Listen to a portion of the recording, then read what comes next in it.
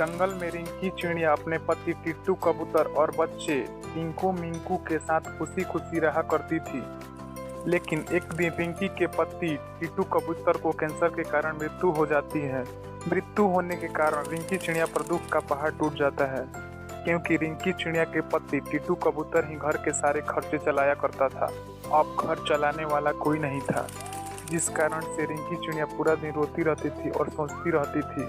ऐसे ही कुछ समय बीतते रिंकी चिड़िया सोच रही थी, अरे अब तो जितने जमा पूंजी थे सारे खत्म हो गए। अब मैं रूम किराया और राशन के पैसे कैसे जमा करूंगी। इतना सोच ही रही थी कि वहाँ मकान मालिक आता है और बोलता है, अरे रिंकी चिड़िया, तूने मुझे 5 महीने से किराया नहीं दिया है, क्या मेरे बच्चे नहीं हैं? अब मैं तुझे नहीं झेल सकता, तू अब मेरे घर खाली कर दे। यह सुनकर रिंकी चिड़िया रोने लगती है और बोलती है, अरे भैया, मैं इन 2 बच्चों को लेकर मैं कहाँ अबला नारी चिड़िया जाऊंगी। मेरे साथ आप ऐसा ना करें। भगवान को जो मेरे साथ करना था वो तो किया, पर आप तो ना करें। कृपया करके मुझ पे दया करें। यह बात सुनकर मकान मालिक बोलता है, अरे रिंकी, मैं तुझे प्यार से कह रहा हूँ, निकल जा, नहीं तो मजबूरन मुझे तुझे धक्का देकर निकलना पड़ेगा। प्यार से बात करने पर तुझे समझ में नहीं आता। यह कहकर रिंकी चिड़िया के सारे सामान को मकान मालिक घर से बाहर फेंक देता है और फिर रिंकी सोचती है, अब क्या करूं, कहां बच्चों को लेकर अब मैं जाऊं। अरे अब मैं क्या करूं। तभी उसकी दोस्त रिंकी चिड़िया याद आती है। रिंकी चिड़िया सोचती है, अब लगता है मुझे अपने सहेली के घर जाना चाहिए, क्योंकि वही अब मुझे सहारा दे सकती है। यह कहकर रिंकी चिड़िया अपने बच्चों को लेकर वहां से चली जाती अपनी दोस्त से उसके साथ हुए सारे घटना के बारे में बताती है और बोलती है, अरे पिंकी बहन, अब तू ही मेरी आखिरी सहारा है। अब मैं इन बच्चों को लेकर अबला नारी चिड़िया कहाँ जाऊंगी। तब इस बात को सुनकर पिंकी चिड़िया सोचती है और फिर बोलती है, अरे बहन रिंकी, माफ करना, पर मैं तुझे नहीं रख सकती, क्योंकि इस महंगाई के जमाने में हम 3 लोगों के ही खर्चा चलाने मुश्किल है।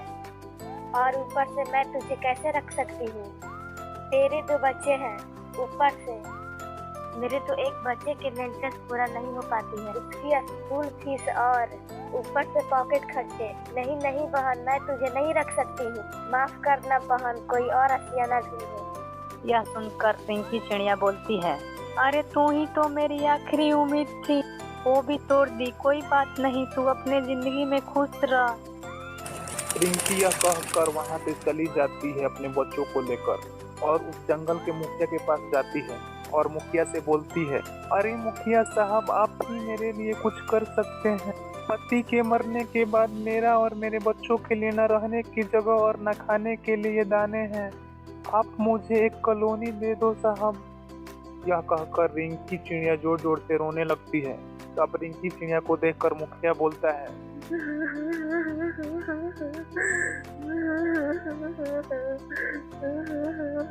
अरे रिंकी चिड़िया रो मत, अरे रिंकी चिड़िया रो मत, मैं तुझे रहने के लिए एक कॉलोनी दे दूंगा और तुझे एक रोजगार भी दूंगा।